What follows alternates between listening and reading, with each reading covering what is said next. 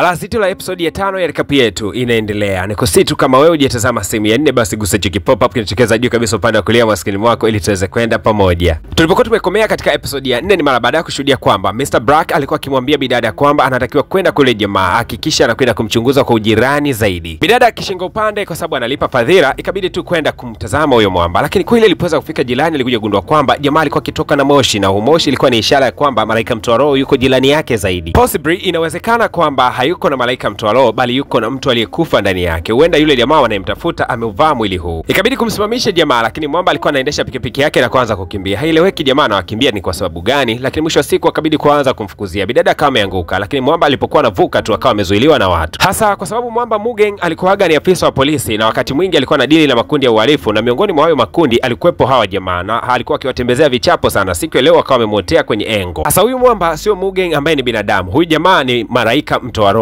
Bana we, aliwatembezea vichapo miamba hawakuamini kabisa, lakini mwisho wa siku baada ya kupambana nao akagundua kwamba yule mtu alikuwa kimfukuzia alikuwa ameshatoweka. Hasa kwa kuwa mtu alikuwa kimtafuta alikuwa na bodaboda, ikabidi kucheki hapa kando kidogo ya mgawa akagundua kwamba kwa kuna pikipiki. Ikabidi kuzama ndani. Walipoingia tu ndani akagundua kwamba kuna mwamba alikuwa ameweka element yake pembeni anajipatia msosi. Haraka sana mwamba kama amemkwida na kusema kwamba Mudong, naomba utoke huko ndani ya mwili. Bodaboda akaanza kulia akisema kwamba anategemewa na familia yake, hataki kabisa kuiacha familia yake. Ikabidi bwana aweze kuuliza, hivi kweli unaona kitu ndani yake huyu jamaa? Ikabidi bidada kwenda kuchunguza, akasema kwamba huyu ni binadamu wa kawaida, sio yule mtu ambaye tulikuwa tukimtafuta.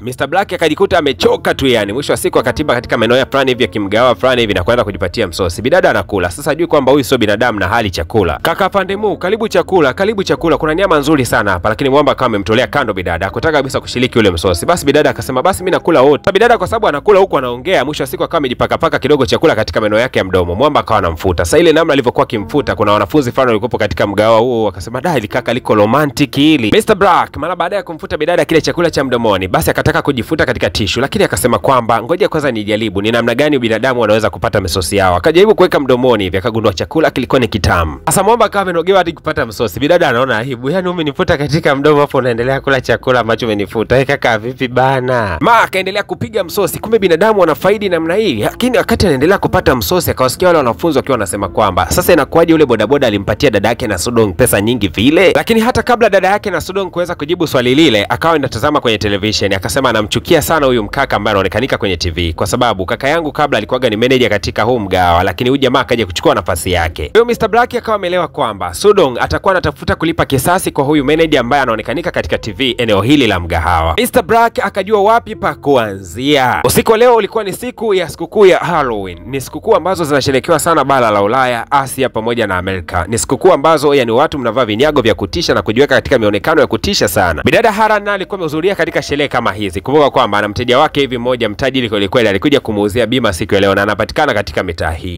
Mtafute mwisho wa siku akawa amemfuma bosi wake mitaa hii. Basi wakaanza kufanya maongezi namna gani watakwenda kuuziana bima. Lakini ghafla tu Mr. Black akawa amevamia hii party na moja kwa moja akawa anataka kuongea na bidada. Sasa bidada Haran akawa anamuuliza mwamba, hivi ni kweli wewe unahudhuriaga katika sherehe kama hizi? Lakini mwamba alikuja hapa kwa kusudi maalum kwa sababu yule manager ule mgawa lazima atakuwepo mitaa hii, na kwa sababu anawinda na Sudong basi itakuwa ni rahisi kumuona Sudong. Hasa party ikiwa imekolea kweli bwana. Mwamba Black akawa anatembea mitaa hii. Kuna jamaa mmoja alipishana naye alikuwa amevalia kinyago fulani hivi katika eneo la sura yake. Huyu jamaa akawa amemchomolea simu pasipo mwamba Black kufahamu. Na kisha baada ya kuchomoa ile simu akaenda kumpigia Sangyang, yule mpenzi wa mwamba Mugen. Na kumbe bidada Sangyang alikuwa akimtafutaga sana mpenzi wake, lakini kwa bahati iliyo mbaya ni kwamba jamaa alikuwa eleweki ni wapi anakopatikanika. Kwa hiyo alikuwa ameagiza baadhi ya watu waweze kumtafuta huyu mtu na kitambo kirefu kimeweza kupita. Huyu mwizi alikuwa amechomoa simu, alikuwa ni miongoni mwa watu ambao walipewa dili la kuweza kumtafuta mwamba Mugen kuhakikisha ni wapi ambapo yupo. Alipompata tu moja kwa moja akawa amepigia simu bidada Sangyang ili aweze kutimba katika eneo hili kuja kumsaidia mtu wake ambaye inaonekana amepoteza kumbukumbu. Sangyang alipofika tu katika maeneo haya ya party, moja kwa moja akaanza kumwambia mwamba kwa huzuni sana. Akamwambia kwamba ninaondoka naelekea nje ya nchi kwenda kujiendeleza kimasomo, lakini nitakumbuka sana katika maisha yangu. Akaanza kumkisi mwamba. Bidada alipoona tu akaanza kuona wivu. Ghafla tu Mr. Black akawa amemsukumiza bidada Sangyang na kusema kwamba wewe bada vipi bana ambao sikuelewi. Ila dakika hizo akaonekanika mtu mmoja akiwa anazimisha umeme na ghafla kiza kawa kimeingia. Bidada Harang bado alikuwa na huzuni tu kutoka kuona alipoweza kushuhudia mwamba Black amepigwa kisi. Hii kitu ilimshangaza sana. Alijikuta tu kwamba anapata huzuni. Hii ni ishara ya kwamba alikuwa akimpenda mwamba. Ila ule wakati ambao umeme ulikuwa umezima, alihisi kwamba ameweza kugusana na mtu ambaye ni kama alikuwa na nafsi ndani yake, mtu ambaye anaelekea kufa sio muda mrefu. Akaanza kupata mashaka, ni nani huyu? Akaanza kumtafuta ila akashindwa kumuona. Sasa Black baada ya kupigwa kisi na bidada Sangyang akataka kujaribu kujua ni kwamba huyu bidada ni nani na ni kwa nini ameweza kumpiga kisi. Lakini ile time anamtafuta bidada akashtukia kwamba yule mtu mwenye maski usoni ni kama alikuwa mitaa hii, na huyu mtu anaonekana kuwa mwenye wasiwasi sana. Ikabidi kwanza kumtazama mara mbili. Huyu mtu alipogundua kwamba Mr. Black alikuwa akimtazama, akaanza kukimbia. Black akaona kwamba huyu wakula naye sahani moja, akaanza kumkimbizia akijua wazi kwamba huyu huenda ndani yake ana ile nafsi ya mwamba Sidong. Basi katika mkimbizano kumbe ikaonekana kwamba mtu aliyekuwa katika maski alikuwa anamfukuzia bidada Sangyang, ndiye alikuwa target yake, anataka kumuua. Ila kwa upande wa Mr. Black akawa anahisi kwamba huyu jamaa anamkimbia yeye kwa sababu anahisi kwamba ndani ya huyu jamaa kuna nafsi ya mwamba Sidong. Baada ya mkimbizano wa muda mrefu sana, mwamba Black akafanikiwa kweli kumtoa mwamba katika gari na zilipigwa ngumi kwa muda mrefu sana. Kwa hatua za awali ilionekana kabisa kwamba Black aliweza kumshinda huyu jamaa, lakini mwisho wa siku jamaa alitumia kisu na kumchoma katika eneo la tumbo, na kisha akamsukumiza Mr. Black kutokea juu ya daraja mpaka katika eneo la bahari, kitu ambacho kilikuwa ni hatari sana. Mwamba akawa anazama na anakufa maji. Mara hapo bidada Haran naye alikuwa amefika katika eneo la tukio, akaanza kuita kwa sauti sana akimuita mwamba Mugeng, lakini kwa bahati mbaya mwamba alipoweza kusikia hii sauti akataka kutoka ndani ya ule mwili kwa sababu yeye ni malaika. Ila kadri alipozidi kujitoa katika mwili huu ambao una jeraha na akataka kutafuta mwili mpya, ikawa inashindikanika kabisa. Kana jaribu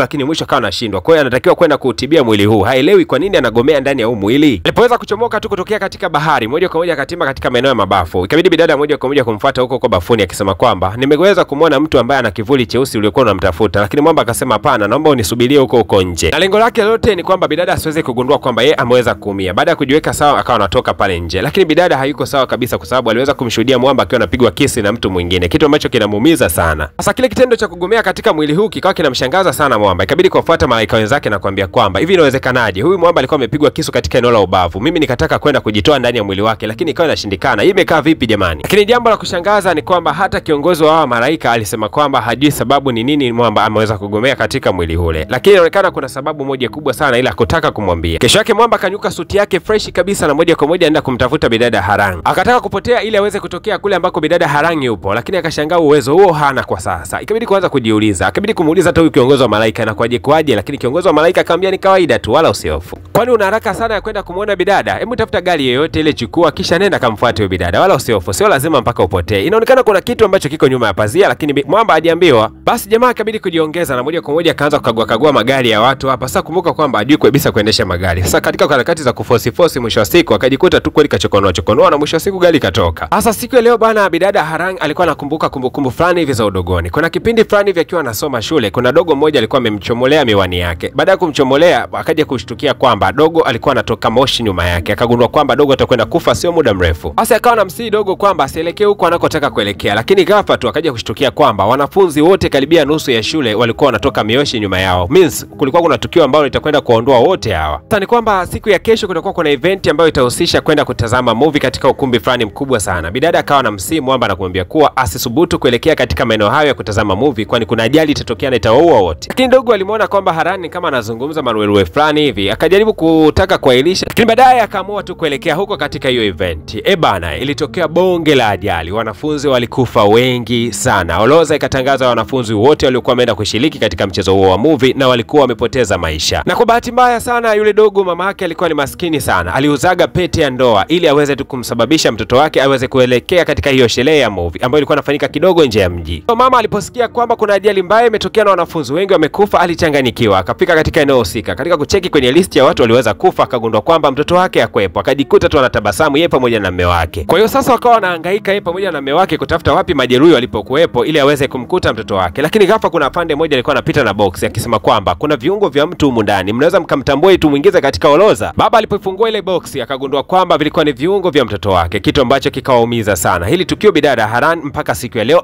analikumbuka. Wiki moja baadaye wazazi waliandamana moja kwa moja mpaka kwa mkuu wa wilaya na wakasema kwamba serikali inatakiwa kutoa majibu ni nini ambacho kiliweza kufanyika mpaka wanafunzi 300 waliweza kufa kwa siku moja. Lakini ripoti ya serikali ikawa ni kushangaza kidogo, kwani yule mmiliki wa ukumbi ambao watoto walikwenda kutazama movie inasemekana pia naye alikuwa amekufa. Kwa hiyo ikawa hakuna kesi hapo inayoendelea. Baada ya kumaliza kuyakumbuka hayo, bidada Harang akawa amepokea simu yake na anatembea kwa haraka sana katika njia. Ghafla tu akawa amegongana na mtu. Lakini huyu mtu aliyekuwa amegongana naye akawa amepata maono ya kwamba atakwenda kuuliwa na mtu ambaye huwa anavaga saa yenye picha ya vipepeo. Kwa hiyo mtu mwenye saa yenye picha ya vipepeo ndio muuaji ambaye atakwenda kumuua huyu mtu aliweza kugongana naye siku ya leo. Lakini alipokuwa akimtazama mara mbili huyu mzee akaja kugundua kwamba huyu ndio yule baba yake na yule kijana ambaye kipindi kile cha zamani alikuwa anamkataza kwenda kutazama movie, na yule kijana akangangania na mwisho wa siku akawa amepoteza maisha. Kaingia katika jengo fulani hivi la hospitalini na kumkuta mzee mmoja mmiliki wa makampuni akiwa amelala kitandani. Lakini ghafla tu alipokuwa anaenda kumsalimia, kuna mtu alikuwa amemsukumiza kwa bahati mbaya akaweza kumgusa yule mzee. Baada ya kumgusa tu wakagundua kwamba huyu mzee pia atakwenda kuliwa na mtu ambaye anavaa saa yenye kipepeo. Bidada akabakia na swali moja tu, huyu anayevaa saa yenye kipepeo katika mikono yake ni nani na kwa nini aweze kufanya mauaji ya watu hawa muhimu? Tukutane katika episode ya 6 itakwenda kutupa majibu. Mimi naitwa DJ Paul, kukumbusha gusa alama ya kusubscribe. Ni bado pia nakukumbusha kwamba zoezi la usaili wa vipaji vipya kabisa mjini kutokea hapa ndani ya jiji la Dar es Salaam, vipaji vya maigizo, basi ni vyema ukatimba katika ofisi zetu, zinapatikana hapa Afcon 2027 Fast Food and Takeaway ghorofa ya pili.